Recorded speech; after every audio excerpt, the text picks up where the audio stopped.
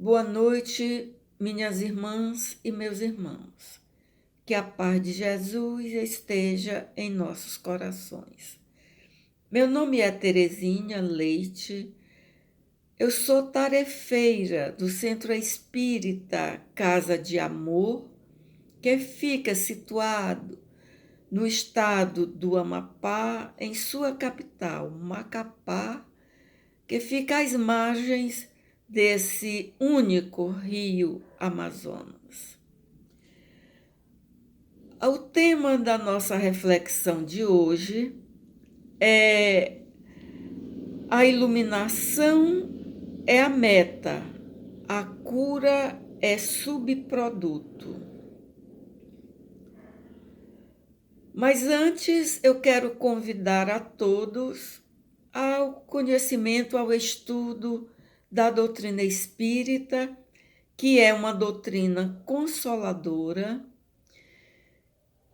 e aquece os nossos corações, porque ela não vem evitar nem dizer que nós não vamos passar pelos ajustes com as leis divinas.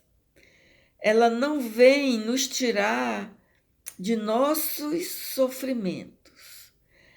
Ela vem dar um sentido para essas dores, para esses conflitos e para esses problemas que nós passamos. Então, é por isso que ela é consoladora. Ela dá um sentido ao sofrimento. Ela dá um sentido, uma razão. Ela dá o porquê que nós sofremos, o porquê das dores. Vamos conhecer essa doutrina de luz que nos leva a um caminho maravilhoso, ao caminho da iluminação interior e da cura. No Evangelho segundo o Espiritismo, existem dois textos bastante interessantes, que são as causas anteriores de nossas aflições e as causas atuais de nossas aflições. Nas causas anteriores de nossas aflições, nós veremos daqui a pouco o porquê delas. Vamos ver as causas atuais de nossas aflições. Esse texto que derrama luz sobre o nosso entendimento nos fala que as causas atuais de nossas aflições, na maioria das vezes, somos nós mesmos quem as causamos agora no presente por falta de discernimento, por falta de reflexão, por tomarmos atitudes irrefletidas e precipitadas, sem analisarmos um contexto e sem vermos as razões do que está acontecendo e numa atitude de arroubo, de precipitação e de orgulho, de um profundo orgulho, tomamos atitudes precipitadas que nos levarão a consequências, porque não nos enganemos. Todos os nossos atos, eles têm consequências. E devemos, portanto, antes de tomarmos atitudes, de falarmos certas coisas, refletirmos no que estamos falando e no que estamos agindo, de que forma estamos agindo, para depois não termos que colher os frutos de atitudes equivocadas. Quando a gente trabalha o bem, deseja o bem e faz o bem, nós receberemos também os frutos positivos dessa semeadura. Porque Jesus nos diz, a gente planta e a gente colhe. Eu não posso plantar uva e colher espinhos. Se eu planto uvas e se eu cuido dessa plantação, eu vou colher uvas. Mas se eu planto espinhos, eu vou colher espinhos. Então é necessário a gente refletir a respeito do que estamos fazendo, observarmos as nossas atitudes e procurarmos tomar as decisões que não nos prejudiquem e nem prejudique ninguém. Por causa de um momento, passa-se muitas vezes o resto da vida num sofrimento profundo e às vezes vai além de uma vida. Às vezes esse sofrimento ele passa para outras vidas. Daí virem as causas anteriores de nossas aflições, quando nós não encontramos razão para que elas existam. Como explicar para uma mãe o porquê de seus filhos, ou de um filho, ou de vários filhos, nascerem com deficiências, nascerem filhos de tenra idade, terem doenças gravíssimas, como câncer, leucemia. Como explicar isso? Como explicar a bondade de Deus nisso? Então, a doutrina espírita vem explicar esses fatos.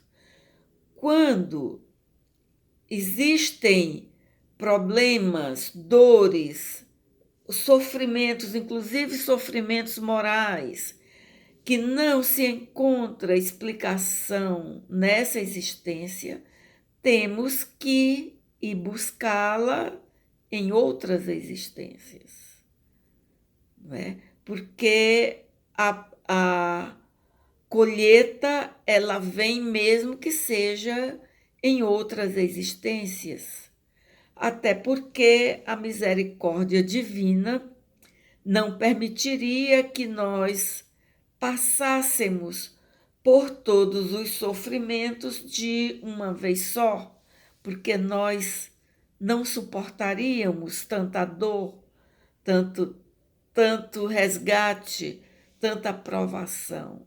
A misericórdia divina parcela os nossos débitos, nos dando a oportunidade de pagarmos e de resgatá-los através da lei de amor. Como diz São Paulo, o amor apaga multidão de pecados.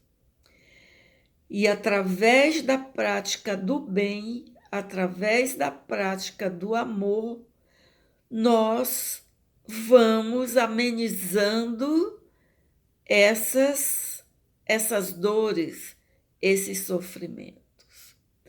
Então, quando nós vermos alguém em grande aflição, pessoas nascerem com deficiências inexplicáveis, com a bondade de Deus, se nós tivéssemos apenas uma existência, não é difícil de entender por que é que tantas pessoas se dizem ateias. Não dá para estranhar tal pensamento, tal crença. Dizer que Deus não existe, não acreditar num Deus onipotente, onisciente e onipresente. É compreensível esse entendimento das pessoas se nós tivéssemos uma só existência, uma só reencarnação. Porque como é que Deus mandaria um filho seu, puro, perfeito, acabado, Senhor da luz, um Cristo de Deus, em toda a sua perfeição, nos dá-lo como modelo e dizer, tá aí, vocês têm 10 anos, quem tem uma vida de 10 anos, vocês têm 20 anos, 30 anos, 70 anos, para conquistar todas as virtudes de meu filho amado, Jesus Cristo. E é óbvio que nós não conseguiríamos isso com tantas imperfeições que carregamos conosco, com tantas trevas que há dentro de nós, não é? Ele veio exatamente nos mostrar a saída, nos mostrar o caminho para sairmos destas trevas, nos mostrar o sentido da vida, o sentido da existência. E, na maioria das vezes, nós, espíritos ainda extremamente ligados à matéria, não conseguimos perceber essa razão do porquê da existência, o porquê da vida. E levamos uma vida totalmente indisciplinada no pensamento, nas atitudes, nas maneiras, como tratar o semelhante, como tratarmos a nós mesmas, a nós mesmos. É muito difícil para nós, no nosso estágio, percebermos essa divindade que existe em cada um de nós. Ainda é difícil de nos vermos filhos de Deus.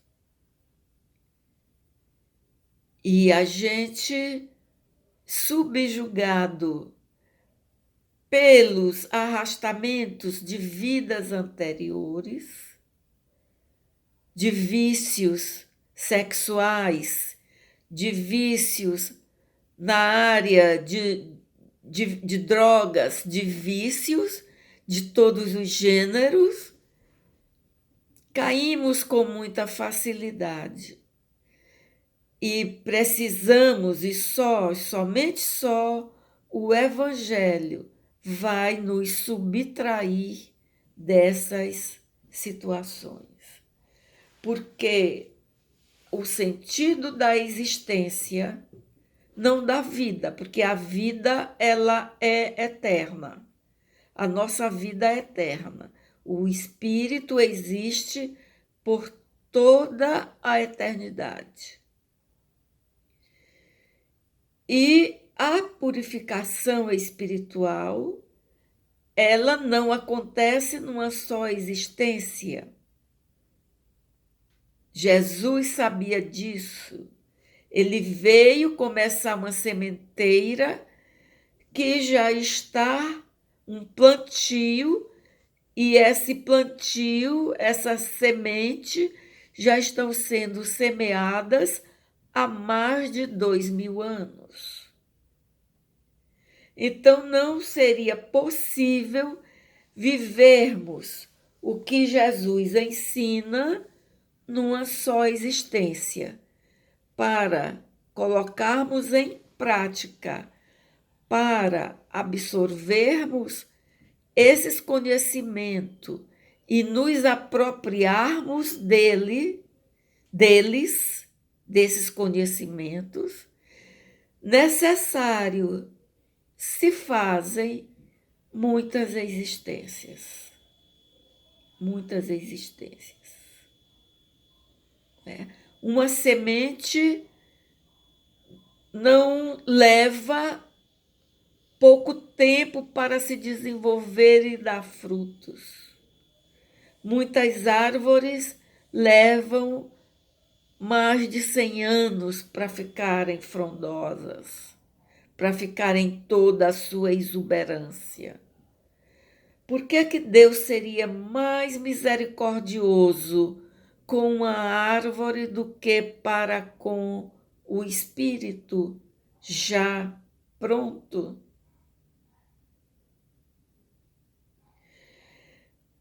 A bondade de Deus nos concede muitas existências, quantas forem necessárias para a purificação de nossos corações. E essa purificação se faz através do conhecimento e da prática do Evangelho que Jesus Cristo nos deixou. Então, é preciso a gente começar a entender o sentido da vida, dar o sentido da existência, de cada existência, que é a nossa iluminação interior. A iluminação interior é o objetivo da nossa existência. E nós precisamos estar na carne, precisamos reencarnar para trabalharmos para essa iluminação através do trabalho do bem, porque o nosso espírito, pela sua evolução, ainda está muito apegado à matéria. Então, precisamos da matéria. Na medida em que nós nos iluminarmos, não teremos mais doenças. Porque o que se expressa através do meu corpo é o que está em meu espírito. O que se revela através de meu corpo é porque é o que está em meu espírito, de bom ou de ruim. Nós nunca ouvimos falar que Jesus deixou de ir pregar, de curar, de estar com as pessoas porque teve uma enxaqueca. Nós nunca ouvimos falar que Jesus teve um mal-estar, um mal do estômago. Hoje Jesus não foi ao templo porque estava doente, não amanheceu bem disposto. Nós nunca ouvimos isso. Por quê? Porque o seu corpo material expressou o que ele era, o que o espírito é.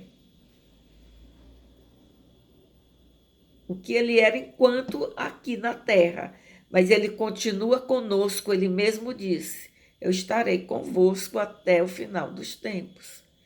Ele está sempre conosco em nossa companhia. Não tenhamos dúvida nem pensemos duas vezes em rogar o seu auxílio e a sua assistência para tudo na vida e fazermos a nossa parte. Então, o objetivo de cada existência é irmos eliminando as nossas imperfeições, aparando as nossas arestas e vivenciando o Evangelho, aprendendo a amar, aprendendo a amar-se e a amar o próximo. Porque esse é o sentido da existência. Aprendermos a amar. E na medida em que amarmos, seremos curados. Consequentemente, de maneira natural.